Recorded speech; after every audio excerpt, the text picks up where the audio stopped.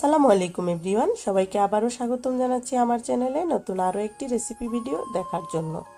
আশা করছি সবাই অনেক অনেক ভালো আছেন। আলহামদুলিল্লাহ আমরাও বেশ ভালো আছি। তো আজকে আপনাদের সাথে শেয়ার করছি লইট্টা শুটকি দিয়ে কাঁচা কলার একটি রেসিপি। তো অনেক সময় মাছ মাংস খেতে খেতে একদম হাঁপিয়ে উঠি, তখনই মন চায় শুটকির কোনো একটা রেসিপি ঝাল ঝাল করে তৈরি করে খাই। তো যেই ভাবা সেই কাজ। তাই আজকে আমি বাটা মশলায় এই রেসিপিটা শেয়ার করব, আর আমি তৈরি করছি আপনাদের সাথেও শেয়ার করছি। আশা করছি আপনাদের কাছে ভালো লাগবে। চলে এলাম মূল রেসিপিতে। এখানে আমি কিছু কাঁচা কলা এবং লইট্টা শুটকি নিয়ে নিয়েছি। তো যারা এই রেসিপিটি ট্রাই করেননি, আশা করছি ট্রাই করবেন, আপনাদের কাছে কিন্তু অনেক ভালো লাগবে। তো এই যে কলাগুলো নিয়েছি, আমার এই ভিডিওটা কিন্তু অনেক দিন আগে শ্যুট করা, তো সময়ের অভাবে আপনাদের সাথে আমি শেয়ার করতে পারিনি।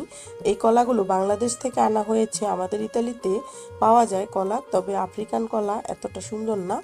তো বাংলাদেশ থেকে এক বাংলাদেশি ভাই আমাদের জন্য নিয়ে এসেছিলেন। তো আমি ভাবলাম যে আমি তৈরি করব, আপনাদের জন্য একটু ভিডিও শ্যুট করে রাখি, সেই জন্য আসলে এই রেসিপিটা ভিডিও করা। তো ফাইনালি আজকে শেয়ার করছি আপনাদের সাথে। তো প্রথমে আমি লইট্টা শুটকিগুলোকে ছোট ছোট করে কেটে নিব। এই যে সবগুলো কাটা হয়ে গিয়েছে।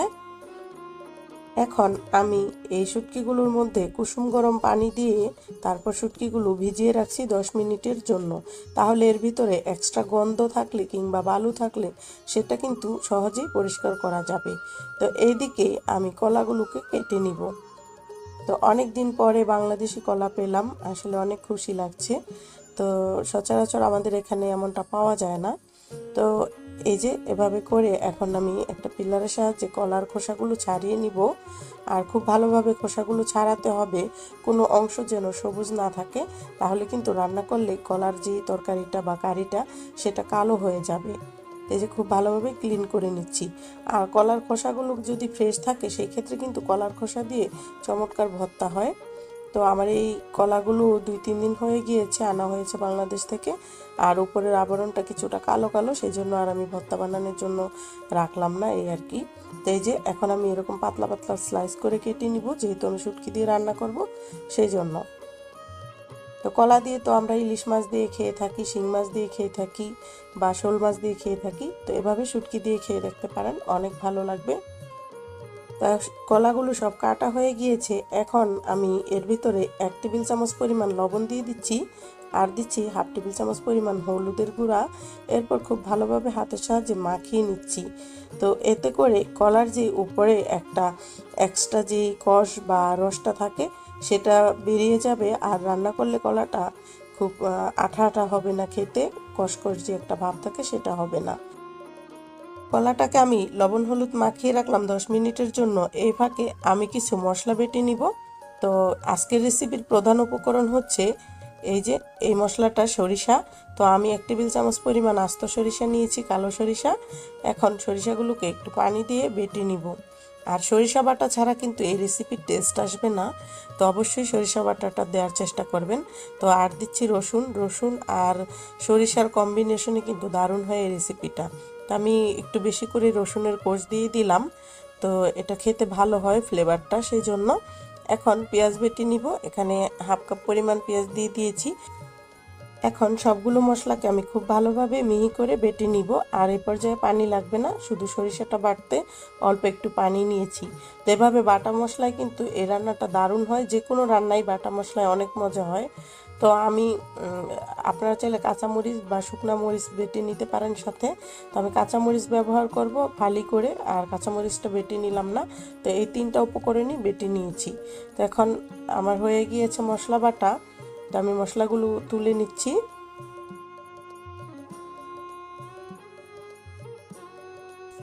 তো এইদিকে আমি শুটকিটাকে খুব ভালোভাবে ক্লিন করে নিয়েছি, কুসুম গরম পানিতে ভিজিয়ে রাখার পরে ঠান্ডা পানিতে কয়েকবার ধুয়ে নিয়েছি।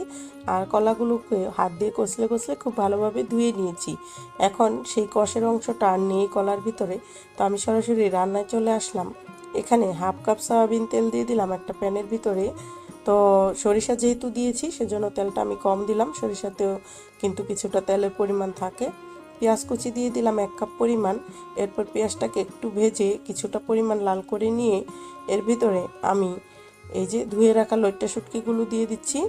তো আপনারা চাইলে কিন্তু যে কোনো ধরনের শুটকি দিয়ে রেসিপিটা করতে পারেন। তো লইট্টা শুটকিটা দিয়ে বেশি টেস্ট হয়, চাপা শুটকিও ব্যবহার করতে পারেন। তো এই যে শুটকিটাকে ভাজা ভাজা করে নিলাম, প্রায় 5 থেকে 6 মিনিট পর্যন্ত ভেজে নিয়েছি। এরপর যে আমি বেটে রাখা মশলাগুলো দিয়ে দিলাম। এখন কিছুটা পানি দিব, মশলাগুলো যেন পুড়ে না যায় সেই জন্য। তো এই যে 1 কাপ পরিমাণ পানি দিয়ে দিলাম। এখন এর মধ্যে আরও দিচ্ছি আমি বাদবাকি মশলাগুলো দিয়ে দিব।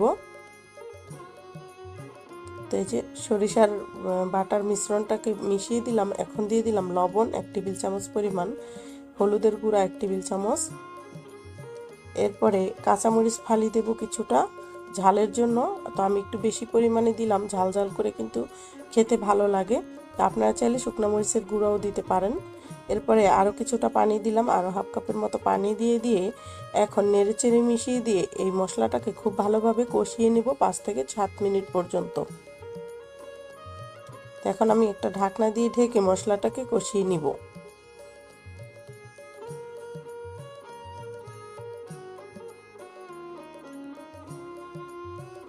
এই তো মশলাটা একদম ভাজা ভাজা হয়ে গিয়েছে, তেলটা উপরে চলে এসেছে।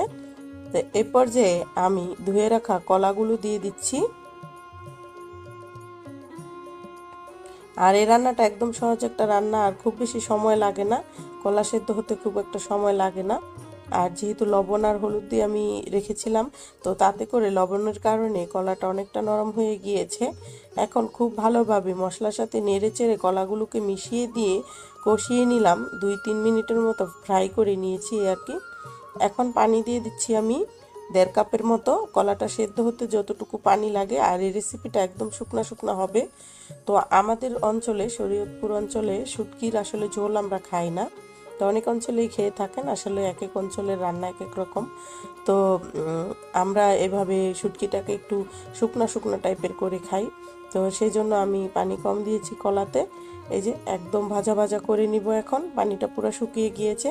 আরও আমি 5 থেকে 6 মিনিটের মতো এভাবে উল্টে পাল্টে নেড়ে চেড়ে দিয়ে ভাজা ভাজা করে নিব। আর কলাটা কিন্তু সেদ্ধ হয়ে গিয়েছে। এখন সবশেষে আমি ধনিয়া পাতা কুচি দিয়ে দিচ্ছি 3 টেবিল চামচ পরিমাণ, খুব সুন্দর একটা ফ্লেভার দেয় তাহলে। এখন আবার নেড়ে চেড়ে ধনিয়া পাতাটাকে একটু মিশিয়ে দিব। আমার রান্নাটা কিন্তু হয়ে গিয়েছে। গরম গরম ভাতের সাথে কিন্তু খেতে ভীষণ মজাদার। আর আমি তো এই রেসিপিটা তৈরি করলে সাথে সাথে খাওয়ার জন্য অস্থির হয়ে যায় এই আর কি। তো এই যে এখন আমি গরম গরম সার্ভ করে নিচ্ছি ভাতের সাথে খাওয়ার জন্য।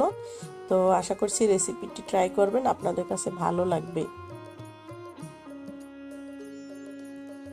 তো গরম গরম ভাত অথবা রুটির সাথে খেতে কিন্তু ভীষণ মজা লাগে এই রেসিপিটা।